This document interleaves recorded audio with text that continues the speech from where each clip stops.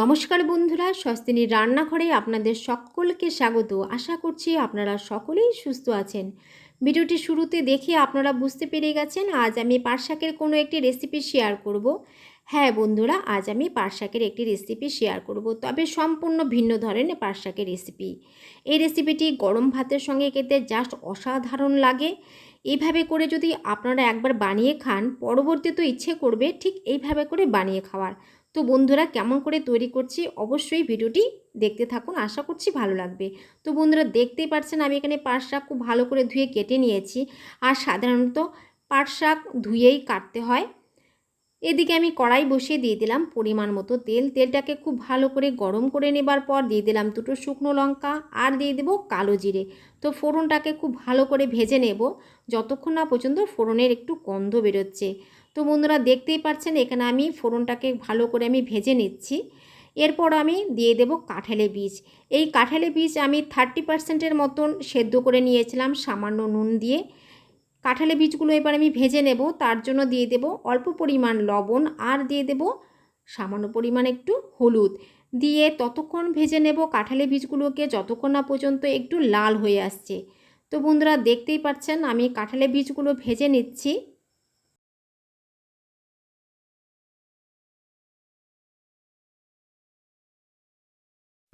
আমার চ্যানেলে যারা নতুন বন্ধু কিন্তু এখনও পর্যন্ত যারা আমার চ্যানেলটিকে সাবস্ক্রাইব করেনি, এই রকম নিত্য নতুন নিরামিষ রেসিপি পেতে আমার চ্যানেলটিকে অবশ্যই সাবস্ক্রাইব করে পাশে থাকা বেল বটনটিকে অলে প্রেস করে নেবেন। যখনই আমি ভিডিও কোনো আপলোড দেব, নোটিফিকেশন আপনাদের কাছে সবার আগে পৌঁছে যাবে। তো বন্ধুরা, দেখতেই পাচ্ছেন আমি কাঁঠালের বীজগুলো লাল লাল করে ভেজে নিয়েছি। এবারে আমি আগের থেকে ধুয়ে কেটে রাখা পাট শাক এর মধ্যে দিয়ে দেব।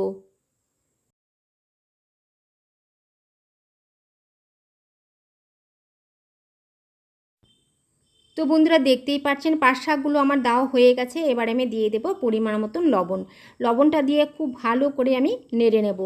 আর ততক্ষণই নাড়তে থাকবো যতক্ষণ না পর্যন্ত এর পিচ্ছিল ভাবটা শুকিয়ে একটু ঝরঝরে হয়ে আসছে। পাট শাক তো আমরা অনেকে অনেকভাবে করে থাকি। বন্ধুরা, অবশ্যই এইভাবে করে একবার করে খাবেন, আর কেমন লাগলো সেটাও আমাকে কমেন্ট বক্সে জানাতে একদমই ভুলবেন না।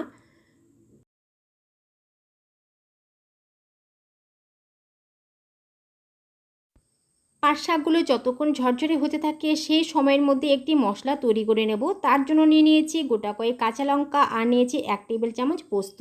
এগুলোকে আমি সুন্দর করে বেটে নেব। এদিকে আমার পাট শাকগুলো প্রায় ভাজা হয়ে গেছে। আপনারা দেখে বুঝতে পেরে গেছেন পাট শাকগুলো কিন্তু অনেকটাই ঝরঝরে হয়ে গেছে। এবারে আমি তৈরি করা পোস্ত বাটা এর মধ্যে দিয়ে দেব। তো বন্ধুরা, দেখতেই পাচ্ছেন আমি পাট শাকে পোস্ত বাটাটা দিয়ে দিচ্ছি। আপনারা কিন্তু অনেকেই অবাক হবেন যে পাট শাকে পোস্ত বাটা। হ্যাঁ বন্ধুরা, এই পাট শাকে পোস্ত বাটাটা খেতে কিন্তু জাস্ট অসাধারণ লাগে। আপনারা একবার না বানালে বুঝতে পারবেন না খেতে কতটাই এই টেস্টি হয় এই পাট শাকের রেসিপি। আপনারা একবার বানিয়ে দেখবেন।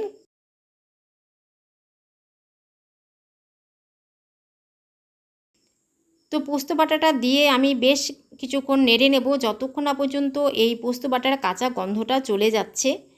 তো খুব ভালো করে নেড়ে নিচ্ছি। দেখুন অনেকটা কিন্তু শুকিয়ে এসেছে।